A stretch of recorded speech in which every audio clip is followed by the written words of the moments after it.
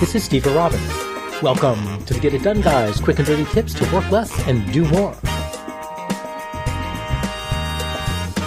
On a red-eye flight last week, I was trying to sleep as the woman in the seat next to me was scrolling through her timeline. Facebook, Instagram, doesn't matter which app. Having a glowing screen right within reading distance is irresistible. So, forgive me, please, but I read over her shoulder and judged what she was posting. From grammar to spelling to clarity, I was surprised to notice that her posts were practically unintelligible. Of course, I'm hardly one to brag. Last night I woke up from a nightmare, screaming in horror at the realization that my timeline was that vapid too. I just didn't notice because I was too busy being addicted. And so are you.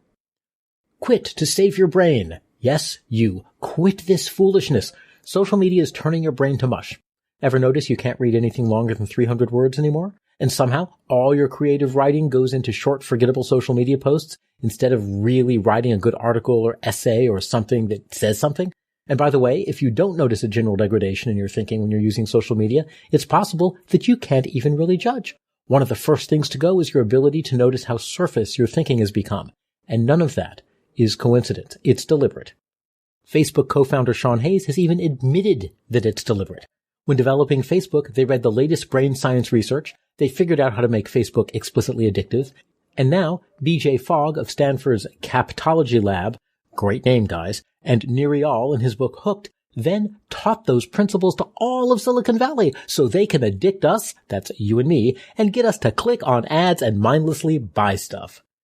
Addiction jolts your brain with pleasure juice. You see your friends' pictures along with their names at irregular intervals. Sometimes they're sharing headlines of articles that get you all steamed up. The headlines, not the articles. The articles are often a disappointment if anyone even bothers to read them. The pictures, the names, and the headlines all give you a brain surge. Since it's at irregular intervals, that activates intermittent reinforcement.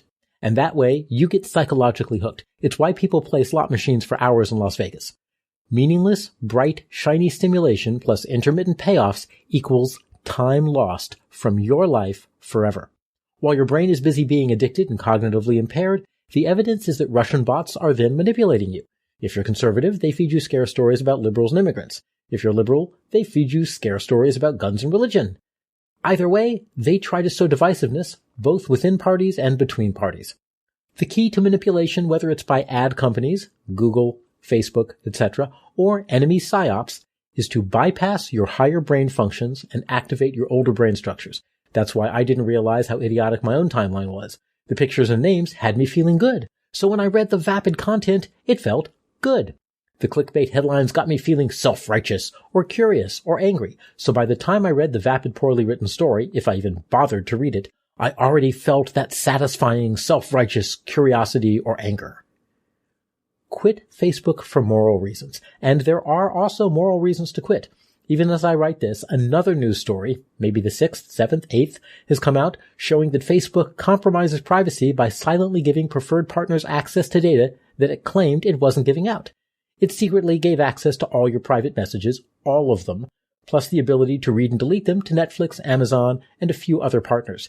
Now they're trying to say, well, we needed to give that access to those partners for them to provide their messaging services. That's true, and that isn't the problem. The problem is they told us they weren't sharing it and then did it anyway.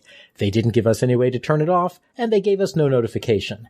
That is among the smaller problems with Facebook. And remember, Instagram and WhatsApp are owned by Facebook, so Instagram comes with all of the psychological weapons to addict you, and WhatsApp increasingly has the convenient privacy invasions that let them use the records of who you're calling, when, and how long you talk to profile you for any possible reason they want. Now, quitting isn't easy. You need to create alternative systems to replace what it is that Facebook does in your life. Without Facebook, socializing will take more effort. Your circle of friends will be smaller but deeper, and you will have to reach out. Organizing events will get less convenient. You'll have to think about your guest list. You'll have to invite people by email or phone or text, in other words, personally. Quitting has benefits.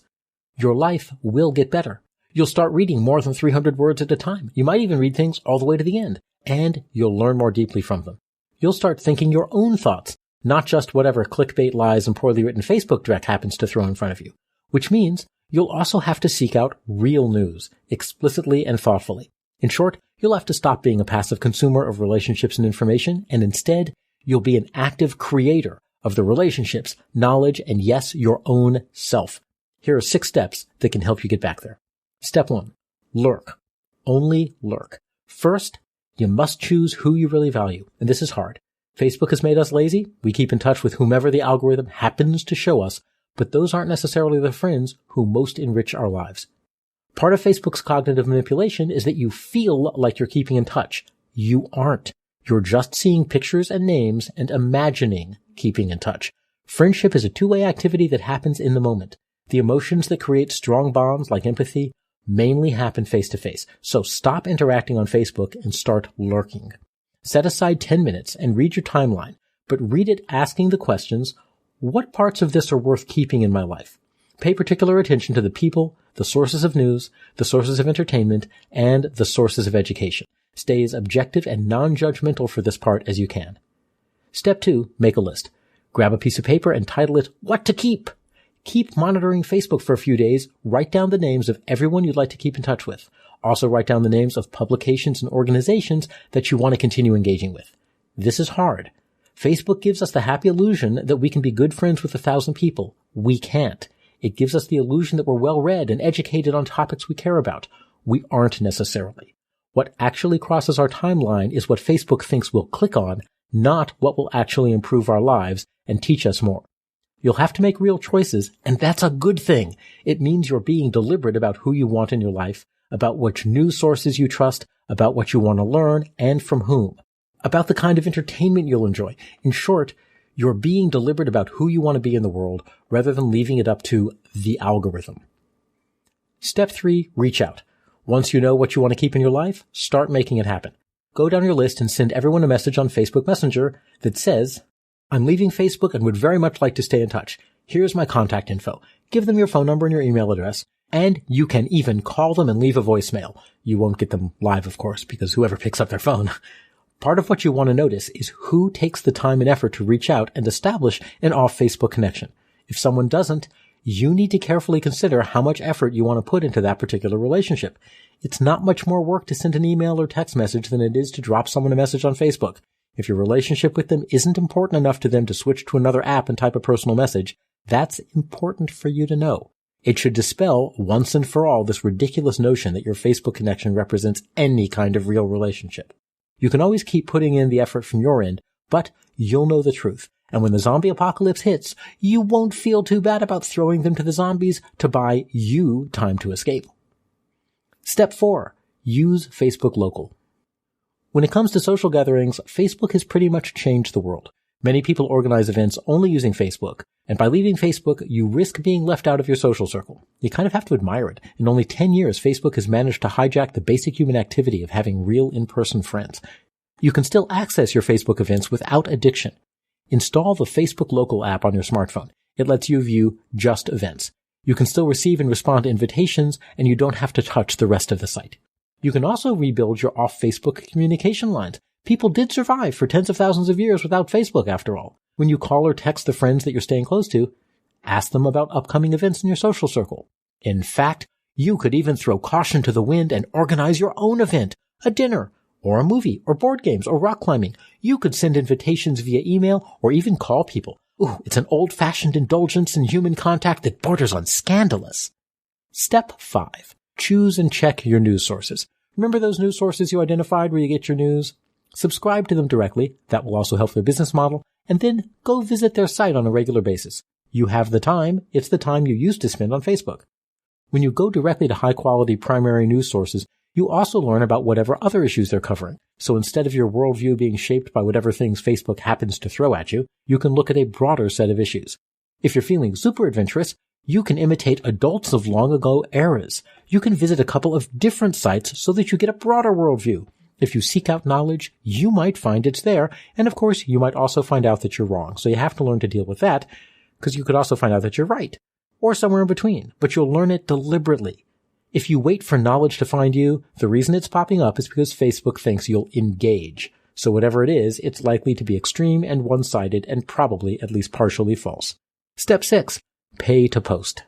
Lastly, you may still need a way to post on Facebook if it's necessary for your business. Personally, I can't even visit Facebook for a couple of minutes without getting sucked back in. If you need to post on Facebook for business reasons, you might want to have a virtual assistant do it. Using a service like fancyhands.com or fin.com or getmagic.com or hiring a dedicated virtual assistant, you can just have them log into your account on your behalf and post what needs posting. This is hard. With the rise of Facebook, those of us over 30 have largely dismantled the infrastructure that we used to have to be able to choose our friends, build intimacy, organize events, decide our news sources, and be members of a culture and responsible, educated citizens. Those of us under 30 may have never seen and might not even be able to imagine building and maintaining offline friendships and offline relationships. So take back your life. Be the one creating it instead of letting Facebook and Instagram passively hand it to you. Convenience is not worth it. Be the architect of your own life. Be the artist of your own relationships, and be the R of your own pirate ship. Lurk on your Facebook timeline to decide who to keep in touch with, what to learn, and how to stay informed. Then go establish offline systems to create the life you want, rather than the life someone else wants you to have. I'm Steve Robbins. Follow Get It Done Guy on Twitter and, well, Facebook. If you're an entrepreneur or self-employed or otherwise need to control your own time, Get It Done groups help you start finishing what's important and develop the habits you need to be hyper-productive. Learn more at steverrobbins.com. Work less, do more, stay off Facebook, and have a great life.